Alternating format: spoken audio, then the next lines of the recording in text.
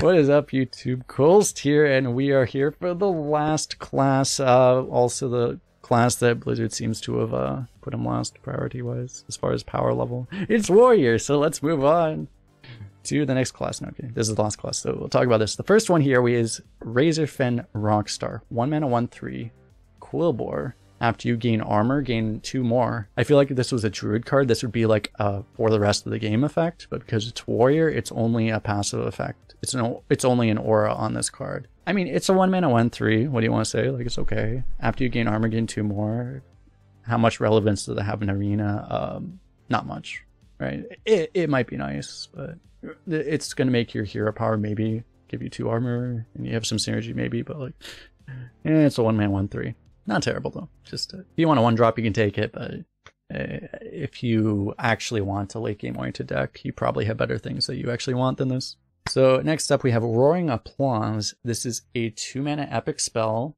Draw a card, repeat for each minion type you control. You have to control the minion, so it actually, you need to have multiple tribes on board.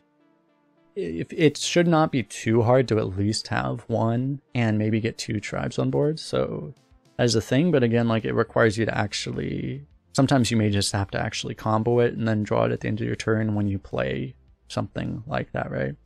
Realistically, yeah, you're usually gonna be able to get 2 cards at least without much work. Getting more than that sometimes, but it's gonna require you to be winning already, basically. It's nice to have card draws, so I think it's a solid card. I think it's just, you wouldn't really expect to get more than 2 draws out of it most of the time. Then next up, we have Verse Riff. 2 mana, common spell, give your hero +2 attack this turn, gain 2 armor, finale player last riff. So this is Claw, which was a 1 mana druid spell, which was removed for not being good enough years ago. But it's 2 mana.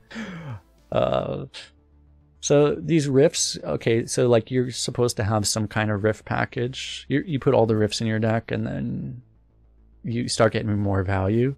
But with this, it's like, you're not going to reliably have them in arena. And, when they're this card, like, this is not a good enough card to draft by itself. So the whole riff thing is just not going to be great, I don't think. It's going to be a bait, more or less. If you happen to get them very early, you could try, but it's going to be more of a bait, I think. So it's just overall not a great card. Next up, we have the other riff, which is one of the other riffs. This is Chorus Riff. This is 3 mana, draw a minion, give it +2/+2, which was literally Lost to the Adventure or whatever, something like that. A Paladin card, except that one always drew your cheapest minion.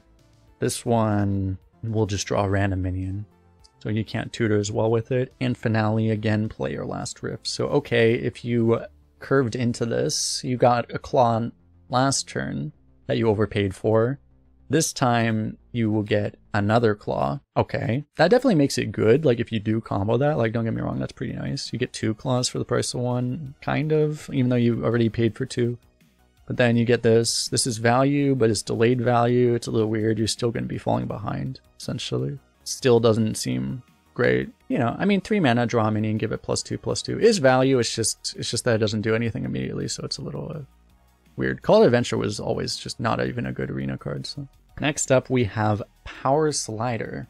3 mana, 1/2 rush, Battlecry, gain +1/+1 for each minion type you've played this game. I mean, I guess there's a small chance that on curve you've already played 2 different tribes, and this is a 3-drop, a 3 mana, 3/4 rush. That would be pretty cool, right? A lot of the time, though, I mean. And later on, you probably do have a handful of tribes, like at least like 3 or 4. You probably have a pirate, you might have a mech or something, maybe a Quillbore. It could be solid, right? It'll probably be fine. It's just you wouldn't expect it to be super good early. At best, it'll be a curve play, right? But you would be picking it later on, and then later on, it'll probably be fine, right? It'll probably be at least a decent, if not overstated, 3 mana rush. So it's probably fine. Still not something you'd be super, super excited for, probably. Because even if you get 3 or 4 buffs, it's good, but not even like insane at that point, right? It's just good. With that, next up we have Kodohide Drumkit. 4 mana, 3/2 weapon, death rattle, deal 1 damage to all minions. All minions, not even just enemies. And then gain armor while equipped to improve. So I mean, would you take this over Death Spite? No. Um, no. Yeah, I mean, like, what are you gonna do? You're not gonna have that much armor synergy, right? So what you're gonna, like, you could, I mean, the idea would be you could play this and then just hero power a bunch, and then eventually, okay, it's a twisting nether, right? That you worked really, really hard to get. Yeah, that's something, right? But I don't know, like, I wouldn't rely on that kind of stuff. But next up, we have Rockmaster Voone. 4 mana, 4/3 minion, Battle Cry, copy a minion of each minion type in your hand. So you have to have like a whole bunch of tribes in your hands in Arena.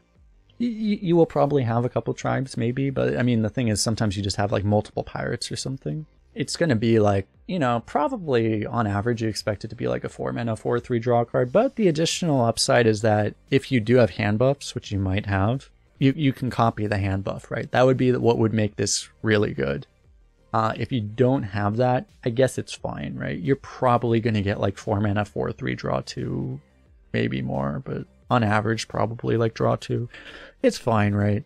I still think like there's much better legendaries on average that you can hopefully get. Unfortunately, it being just fine makes it maybe the best warrior card in this set, and it's a legendary, so get wrecked. Next up we have Blackrock and Roll. 5 mana fire spell. Give all minions in your deck attack and health equal to their cost. So, okay, big problem. Does not buff your hand. So you have to play this. Does nothing for 5 mana.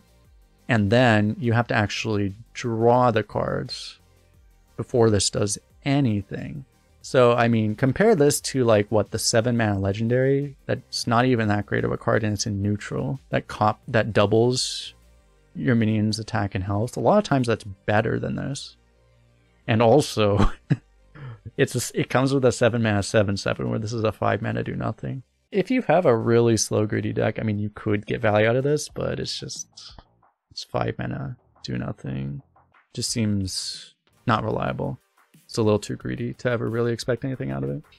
Next up we have Drum Soloist. 5 mana 5/5 taunt dragon. Battle Cry. If you control no other minions, gain +2/+2 in rush. Well, with all of these warrior cards they're getting, they're going to have no board a lot. So this is always basically a 5 mana 7/7 rush, right? Pretty good, right? It's like a much better Amani Warbear.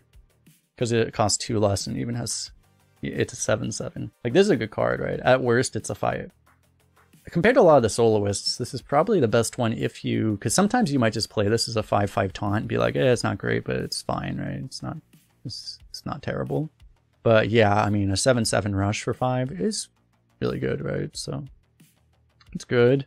Unfortunately, it has that condition but for it, obviously, with all the Soloists, but... Yeah, it's good. It's a dragon. You can trigger dragon synergies and stuff, I guess. I don't know if Warrior really has any, but they have taunt synergies, so it's taunt too, right? This is definitely a very solid card. Still not on par with some of the stuff all the other classic game, but it's good. You'll like it. And the last card we have here is the last Riff card. I probably should have listed these off in order, but this is Bridge Riff, a 6 mana epic spell. The problem is this is the big payoff card that you won't often get because it's epic. But it's 6 mana, summon a 3/4 rocker with taunt and a 4/3 with rush, so it's like split 7/7 in stats. Kind of good. Still not amazing, but fine, right? Like if that was the card, yeah, you might take it, right? It's okay.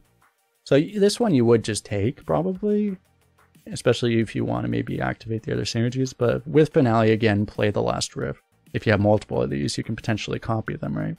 That's really good. If you have the other one, you get this one twice, then this becomes really, really good. Again, that requires you to get baited into actually playing the Riff cards. What you would actually probably want to do, realistically, if you have a couple of the Riff cards, you would just not want to play any of the other Riffs until this one, or at least you would want to hold a different Riff until this one.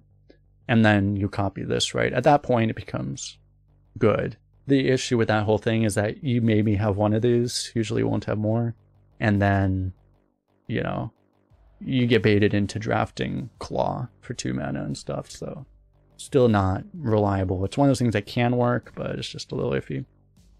But with that is it for this review for Warrior. Poor Warrior. Any F's in chat for Warrior, but anyway. Appreciate everyone hanging out. We will see you in the next review, which there are no more. But in the future months, bye-bye.